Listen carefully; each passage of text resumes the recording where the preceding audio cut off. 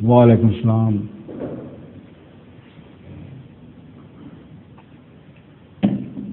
ہاں جی، اب اور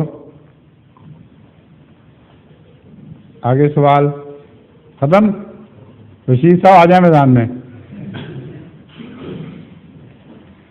میں سوچ رہا تھا کہ حیات صاحب کا قائم مقام کوئی نہیں ہے آج. معاف کرنا، غلطی ہوگی، میری نظر آپ پہ پڑ گئی. اب السلام علیکم حضور. پہلا چھوٹا آج آپ نے اپنی عادت بدل لی ہے. جی. پہلے سوال کرتے وقت یہاں کھجلی کیا کرتے تھے یوں کر کے. کیا وجہ ہے؟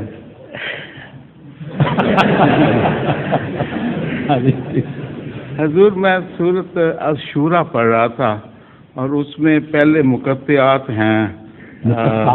مقطعات نہیں، مقطعات. ہاں جی. اس میں ہے جی ہا میم عین سین کاف. کاف کے میں نے حضور نے تفسیر صغیر میں قدیر کے کیے ہیں.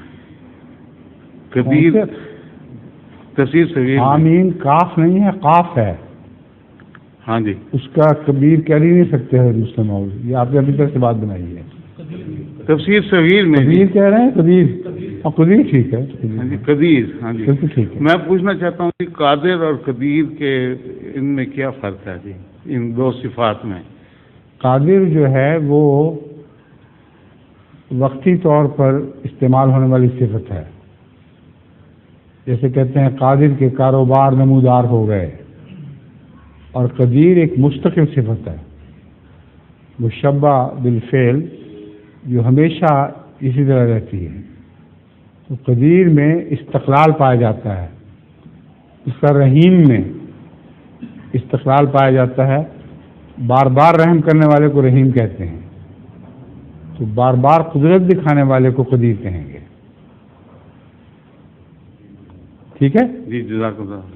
ظہور